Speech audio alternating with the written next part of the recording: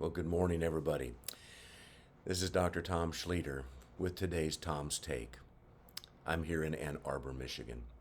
Later today, we'll be leaving Michigan to head down to Ohio for the weekend there at the Healing Summit.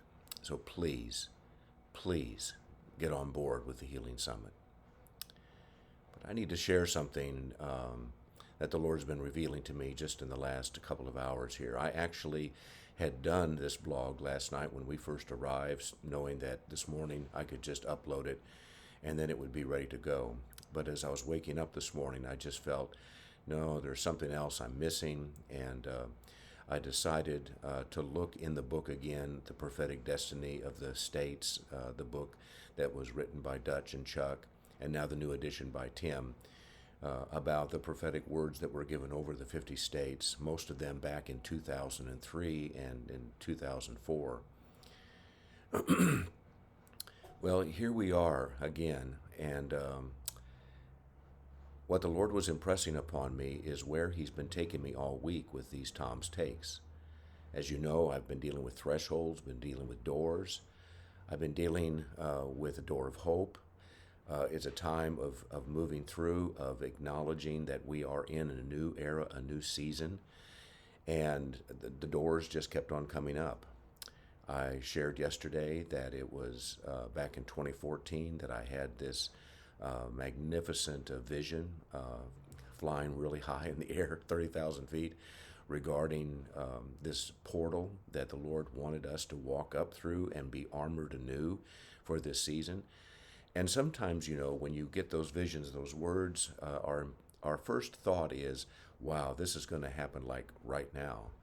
And I believe in many ways it did happen. That was, even though it was 10 years ago, it began to unfold something right then.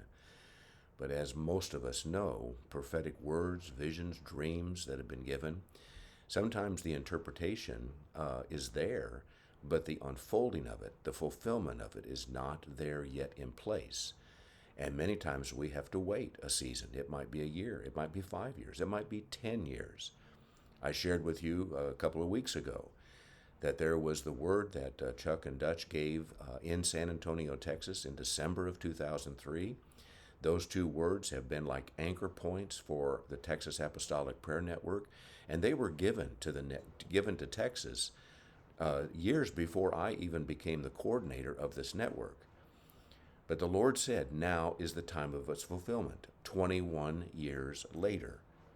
And so here we are, 21 years later, and the Lord said it's a threefold chord of sevens, which means there is a completion to this in this hour.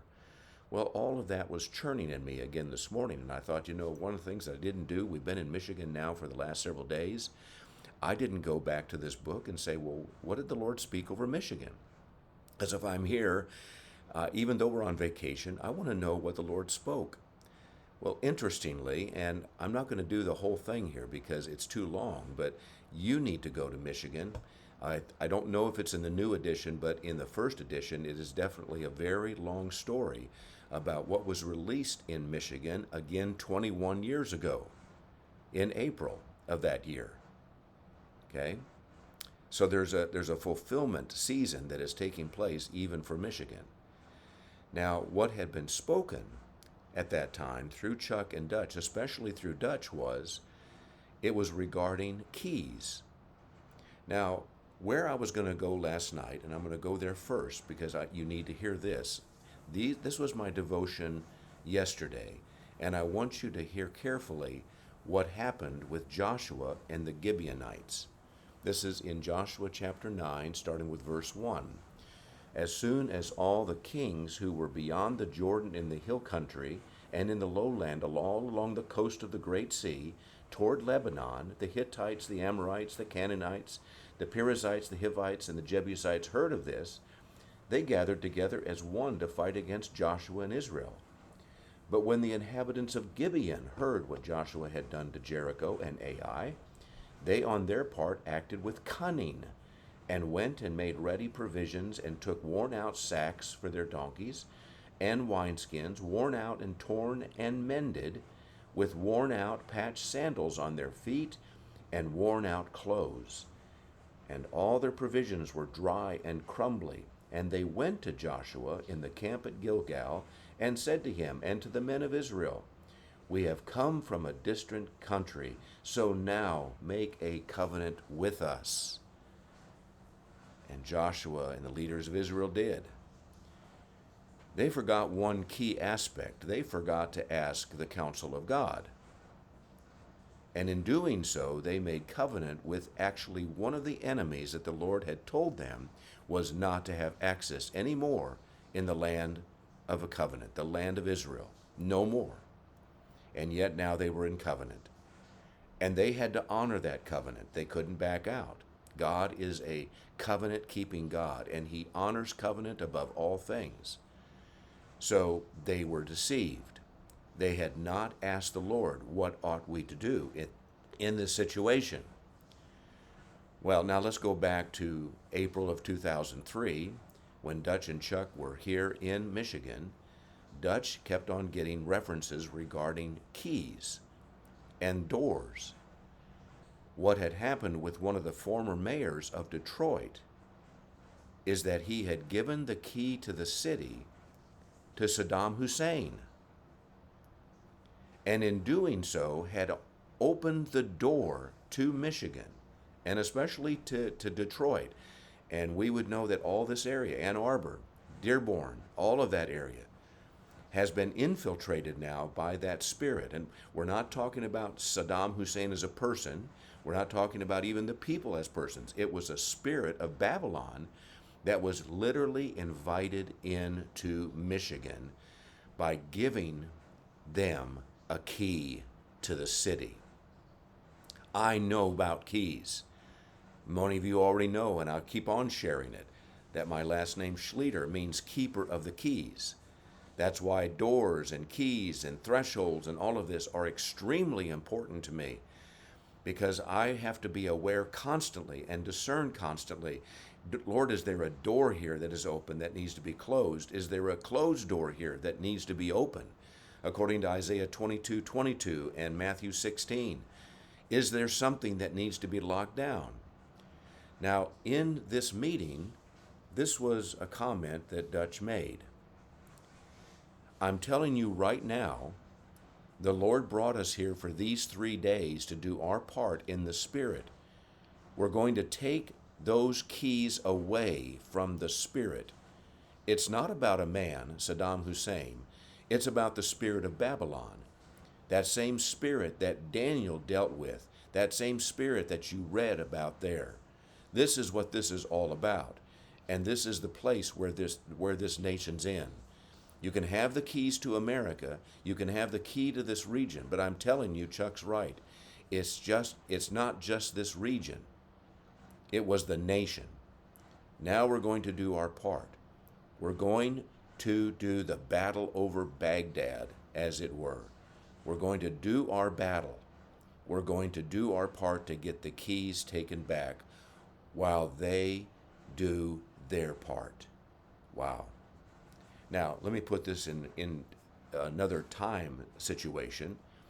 Later that same year, 2003, December, is when the Lord, at the meeting in San Antonio, gave revelation to Chuck and Dutch and gave the prophetic acknowledgement that Saddam Hussein was going to be found and was going to be arrested and destroyed. That happened. These two events, I believe, are inseparably connected together regarding the spirit of Babylon. Texas and Michigan, I'm coming into agreement with you today, Michigan, that Texas is standing with you. I found it interesting that on the first full day that we were in Michigan, we had already made our way all the way to the tip of the lower peninsula there where Lake Michigan and Lake Huron meet. And I had brought some dirt from Texas, and the Lord told me to plant some of that dirt there at the top of the lower peninsula, and I did. So I believe that all of this has been activated, even though you're on vacation. No, there's an activation of the keys of the kingdom in this hour. Now, please don't get me wrong. In the story, in the book, they took authority. and they took those keys back 21 years ago. But we have done that as well over 21 years.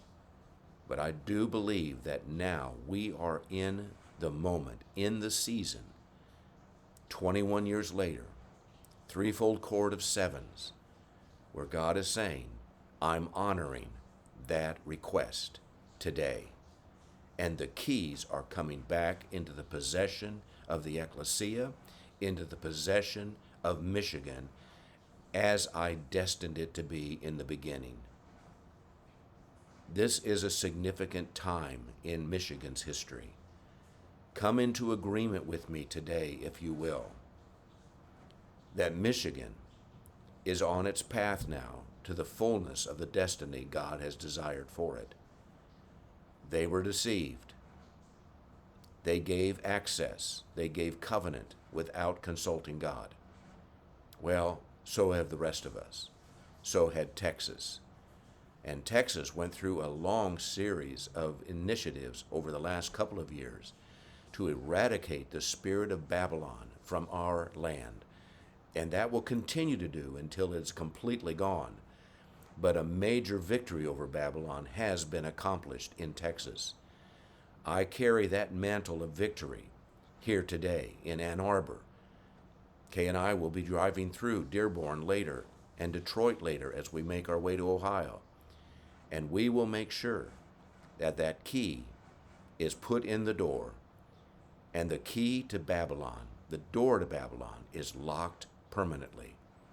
And all of its manifestations, all of its deceptions, will be once and for all brought to an end by the power of Almighty God.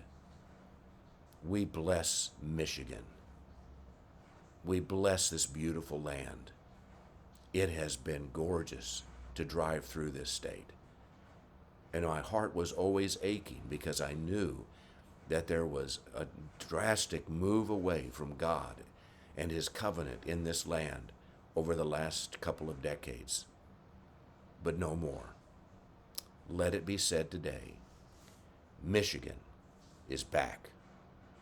Blessings to you, Michigan, and blessings to all of you. We'll see you again tomorrow.